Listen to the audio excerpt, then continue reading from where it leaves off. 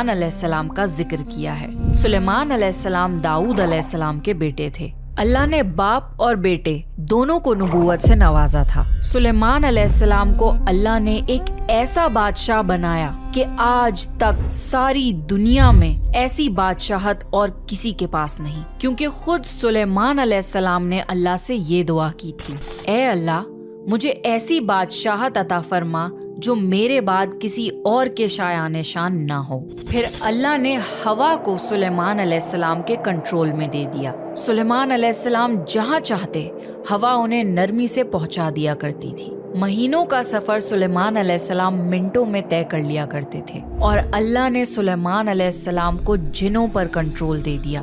جن سلیمان علیہ السلام کے حکم سے بلند عمارتیں تعمیر کرتے تھے، دریا میں غوطہ لگا کر ان سے ہیرے، جواہرات اور موتی وغیرہ نکالتے تھے۔ جو عام کام انسانوں کی طاقت سے زیادہ ہوتے تھے، سلیمان علیہ السلام جنوں سے وہ کام لیا کرتے تھے۔ جو جن آپ کا کہنا نہیں مانتے تھے اور شرارتیں کر کے کاموں میں رکاوٹ ڈالتے تھے، آپ انہیں زنجیروں میں جکڑ کر قید خانے میں ڈال دیتے تھے۔ اور سلیمان علیہ السلام کی خاص صفتوں میں سے ایک صفت یہ تھی کہ وہ جانور اور پرندوں کی بولی کو سمجھ سکتے تھے۔ سورہ نمل میں اس کا ذکر آیا ہے۔ ایک دن سلیمان علیہ السلام کے سامنے ان کے تمام لشکر جنات، انسان اور پرندوں میں سے جمع کیے گئے۔ جب وہ چیٹیوں کے میدان میں پہنچے تو ایک چیٹی نے کہا، ہٹو، اپنے اپنے گھروں میں گھس جاؤ، ایسا نہ ہو کہ بے خبری میں سلیمان اور ان کا لشکر تمہیں روند ڈالے۔ اللہ نے ایک چھوٹی سی چیٹی کی یہ بات سلیمان علیہ السلام کو سنوا دی۔ اس بات پر سلیمان علیہ السلام مسکرا کر ہنس پڑے، کہنے لگے، اے پروردگار، تو مجھے توفیق دے کہ میں تیری ان نعمتوں کا شکر ادا کروں جو تو نے مجھ پر انعام کی ہیں، اور میں ایسے نیک عمل کرتا رہوں جس سے تو خوش رہے، اور مجھے اپنی رحمت سے نیک بندوں میں شامل فرما دے۔ اللہ تعالیٰ نے سلیمان علیہ السلام کو فیصلہ کرنے کی زبردست صلاحیت عطا فرمائی تھی۔ ایک بار دو عورتیں اپنا مقدمہ داؤد علیہ السلام کے پاس لائیں۔ دونوں کو اللہ نے ایک ایک اولاد دی تھی۔ ایک بھیڑیے نے حملہ کر کے بڑی عمر والی کا بچہ کھا لیا۔ عورت چالاک تھی، اس نے چھوٹی عمر والی کا بچہ چھین لیا، کہنے لگی یہ میرا بچہ ہے۔ داؤد علیہ السلام نے دیکھا بچہ بڑی عورت کے پاس ہے تو اس کے حق میں فیصلہ دے دیا۔ سلیمان علیہ السلام نے اجازت چاہتے ہوئے کہا، کیا میں اس مقدمے کا فیصلہ کر سکتا ہوں؟ داؤد علیہ السلام نے اجازت دے دی۔ پھر سلیمان علیہ السلام نے عورت سے کہا، بچہ مجھے دے دو۔ بچہ ہاتھ میں لے کر انہوں نے تلوار نکالی اور دونوں عورتوں سے فرمایا، میں اس کے 2 ٹکڑے کر کے تم دونوں میں برابر برابر تقسیم کرنے لگا ہوں۔ یہ سن کر بڑی عورت بولی، ٹھیک ہے، جبکہ چھوٹی عورت ممتا کی وجہ سے چلا اٹھی، کہنے لگی، آپ اس بچے کو زندہ رہنے دیں اور اسی کو دے دیں۔ یہ سنتے ہی سلیمان علیہ السلام بول اٹھے، تو ہی اس کی ماں ہے، جسے اپنے بچے کے ٹکڑے دیکھنا برداشت نہ ہو سکا۔ پھر بچہ اس کی اصل ماں کو دے دیا گیا۔ ایک دن سلیمان علیہ السلام سارے پرندوں کی خبر لے رہے تھے۔ جب انہوں نے دیکھا کہ ایک پرندہ ہدہد وہاں نہیں ہے تو انہوں نے فرمایا، کیا بات ہے کہ ہدہد نظر نہیں آ رہا؟ کیا وہ واقعی غیر حاضر ہے؟ یقیناً میں اسے سخت سزا دوں گا اگر وہ میرے سامنے کوئی معقول وجہ بیان نہ کرے۔ تھوڑی ہی دیر میں ہدہد وہاں آ گیا اور بولا، میں ایک ایسی خبر لایا ہوں کہ آپ کو اس کی خبر بھی نہیں ہے۔ میں سبا کی طرف گیا، میں نے دیکھا کہ ان کی بادشاہ ایک عورت ہے جسے ہر قسم کی چیز سے کچھ نہ کچھ دیا گیا ہے، اور اس کا تخت بھی بڑا عظیم ہے۔ میں نے اسے اور اس کی قوم کو اللہ تعالیٰ کو چھوڑ کر سورج کو سجدہ کرتے ہوئے پایا ہے۔ شیطان نے انہیں سیدھے راستے سے ہٹا دیا ہے۔ ہدہد ایک ایسا پرندہ تھا جو سوکھی زمین میں پانی والے حصوں کا پتہ لگا لیا کرتا تھا۔ سلیمان علیہ السلام کو بھی یہی ہدہد بتایا کرتا تھا کہ پانی کہاں ہے، پھر آپ جنات کے ذریعے وہاں سے پانی نکلواتے تھے۔ جب سلیمان علیہ السلام نے یہ اطلاع سنی تو وہ بہت حیران ہوئے۔ انہوں نے ہدہد سے کہا، ہم ابھی تمہاری بات کی تصدیق کر لیتے ہیں، میرے اس خط کو لے کر جاؤ اور انہیں دے دو، پھر ان کے پاس سے آنا اور دیکھنا کہ وہ کیا جواب دیتے ہیں۔ آپ نے ایک خط لکھ کر اسے دے دیا۔ ہدہد وہ خط لے کر خط ان کے سامنے گرا کر خود اڑ کر دیوار پر جا بیٹھا۔ خط دیکھ کر ملکہ بلقیس نے کہا، اے سرداروں، میری طرف ایک باوقت خط ڈالا گیا ہے جو سلیمان علیہ السلام کی طرف سے ہے، اور جو بخشش کرنے والے مہربان اللہ کے نام سے شروع ہوتا ہے۔ اس میں یہ لکھا ہے کہ تم سرکشی نہ کرو اور مسلمان بن کر میرے پاس آ جاؤ۔ ملکہ بلقیس نے کہا، اے میرے سرداروں، تم میرے اس معاملے میں مجھے مشورہ دو، میں کسی چیز کا فیصلہ تمہاری رائے کے بغیر نہیں کرتی۔ سب نے جواب دیا، ہم طاقت اور قوت والے ہیں، سخت لڑنے والے ہیں، آگے آپ کو اختیار ہے، آپ خود ہی سوچ لیجئے کہ آپ ہمیں کیا حکم فرماتی ہیں۔ ملکہ بلقیس نے کہا، بادشاہ جب کسی بستی میں گھستے ہیں تو اسے اجاڑ دیتے ہیں اور وہاں کے عزت دار لوگوں کو ذلیل کر دیتے ہیں، اور یہ لوگ بھی ایسا ہی کریں گے۔ میں انہیں ایک ہدیہ بھیجتی ہوں، پھر دیکھ لوں گی کہ قاصد کس طرح کا جواب لے کر آتا ہے۔ ملکہ بلقیس یہ اندازہ کرنا چاہتی تھی کہ سلیمان علیہ السلام کس قسم کے بادشاہ ہیں اور یہ کہ وہ ان کے خلاف لڑ سکیں گے بھی یا نہیں۔ چنانچہ اس نے فلسطین کی طرف بے شمار تحفے فرمان کیے تاکہ لڑائی کی نوبت نہ آئے، لیکن جب سلیمان علیہ السلام کے پاس یہ تحفے پہنچے تو وہ غضبناک ہو گئے۔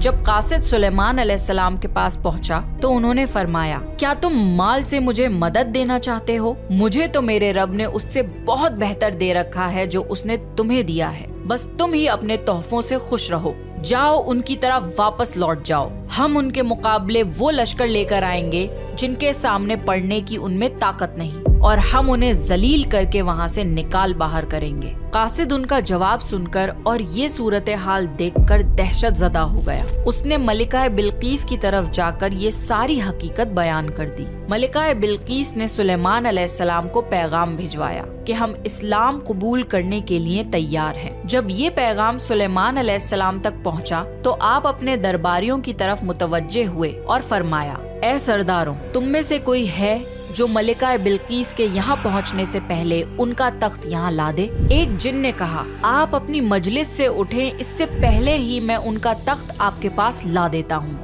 ایک شخص جس کے پاس کتاب کا علم تھا وہ بولا، آپ پلک جھپکائیں، اس سے پہلے میں ان کا تخت آپ کے پاس پہنچا سکتا ہوں۔ اور اس نے فوراً ملکہ بلقیس کا تخت سلیمان علیہ السلام کے سامنے لا کر رکھ دیا۔ جب سلیمان علیہ السلام نے تخت کو اپنے سامنے پایا تو انہوں نے فرمایا، یہ میرے رب کا فضل ہے تاکہ وہ مجھے آزمائے کہ میں شکر گزاری کرتا ہوں یا ناشکری کرتا ہوں۔ جو شکر گزاری کرے وہ اپنے ہی نفع کے لیے شکر گزار ہے، اور جو ناشکری کرے تو میرا پروردگار بے پرواہ ہے اور کرم کرنے والا ہے۔ پھر سلیمان علیہ السلام نے اس تخت میں تبدیلی کا حکم دیا۔ اس تخت میں سے ہیرے جواہرات نکال دیے گئے اور دوسری جگہ پر لگا دیے گئے تاکہ اس کی صورت بدل جائے۔ پھر جب ملکہ بلقیس وہاں آ گئی تو ان سے پوچھا گیا، کیا آپ کا تخت بھی ایسا ہی ہے؟ ملکہ بلقیس نے نہ تو ہاں کہا، کیونکہ وہ تو اپنا تخت پیچھے سبا کے علاقے میں چھوڑ آئی تھی، اور نہ ہی انہوں نے نہ کہا، کیونکہ یہ انہی کا تخت محسوس ہو رہا تھا۔ البتہ اس میں کچھ تبدیلی محسوس ضرور ہوئی تھی۔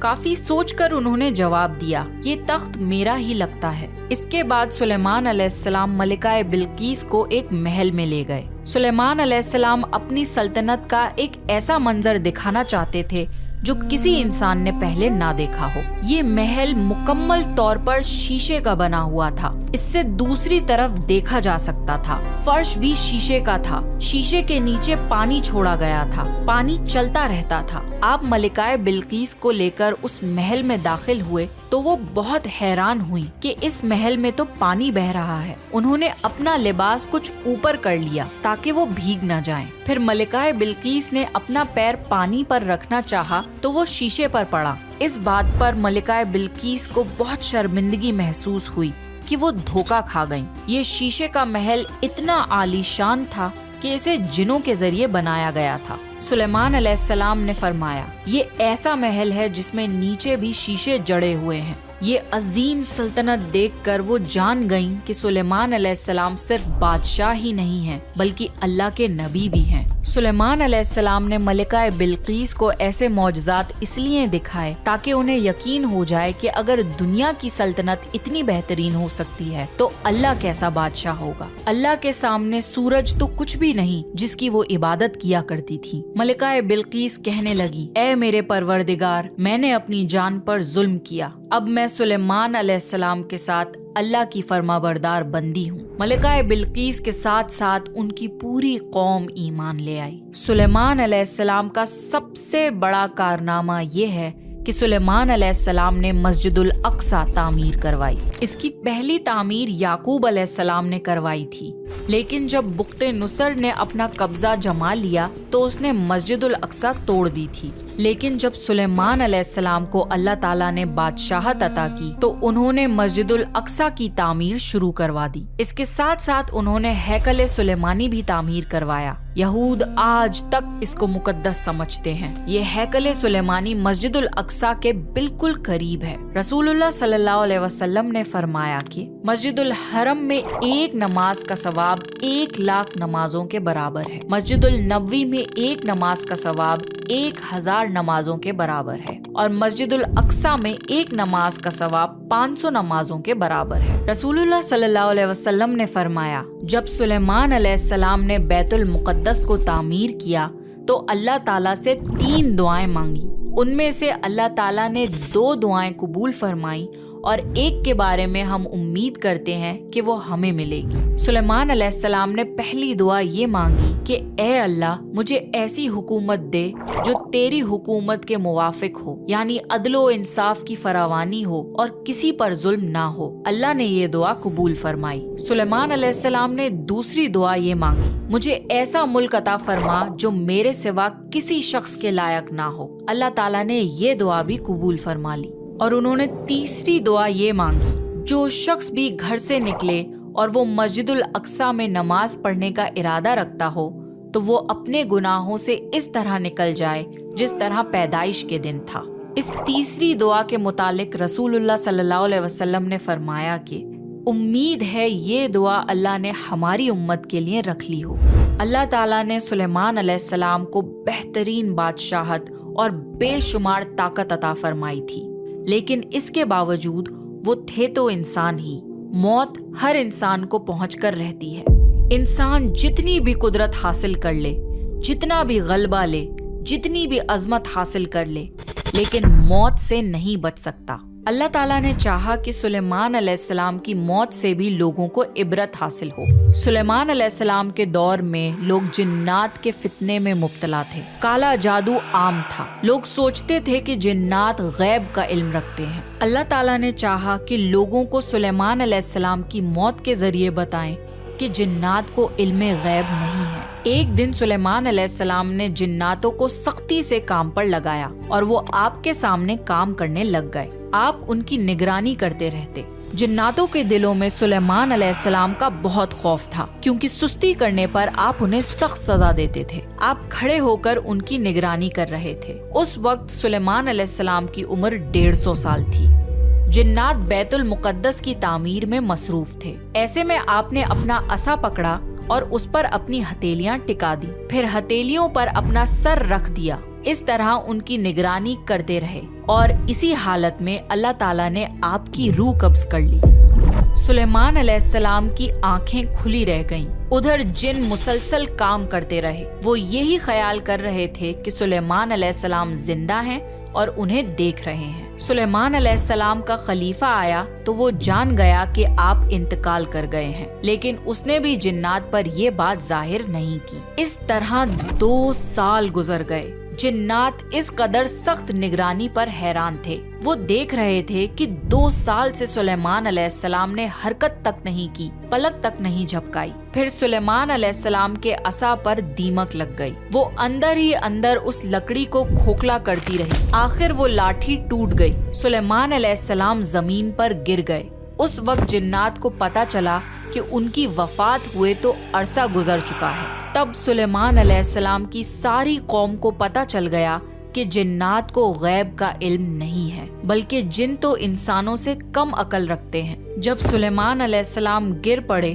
تو اسی وقت جنات جان گئے کہ اگر وہ غیب کا علم رکھتے تو اس ذلت کے عذاب میں مبتلا نہ ہوتے۔ اس طرح اللہ نے لوگوں کو سمجھایا کہ جنات بھی اللہ کی مخلوق ہیں اور اللہ سے اوپر نہیں ہو سکتے، اور اسی کے ساتھ سلیمان علیہ السلام کا قصہ اپنے اختتام کو پہنچا۔ سلیمان علیہ السلام کی زندگی سے ہمیں یہ سبق ملتا ہے کہ اللہ کے سوا اور کوئی عبادت کے لائق نہیں۔ جو کوئی بھی اللہ کے سوا کسی اور کی عبادت کرے گا وہ صرف اور صرف ذلیل و خوار ہوگا۔ ہمیں یہ بھی سیکھ ملتی ہے کہ ہمیں ہر وقت اللہ کا شکر ادا کرنا چاہیے اور دل کھول کر اللہ سے دعا مانگنی چاہیے۔ سلیمان علیہ السلام نے اللہ سے ایک ایسی بادشاہت مانگی جو کسی کے پاس نہ ہو، اور اللہ نے یہ دعا قبول بھی کر لی۔ ممکن اور ناممکن ہمارے دماغ کی حدود ہیں، اللہ کے لیے سب ممکن ہے، اس لیے اللہ سے خوب دعائیں مانگا کریں۔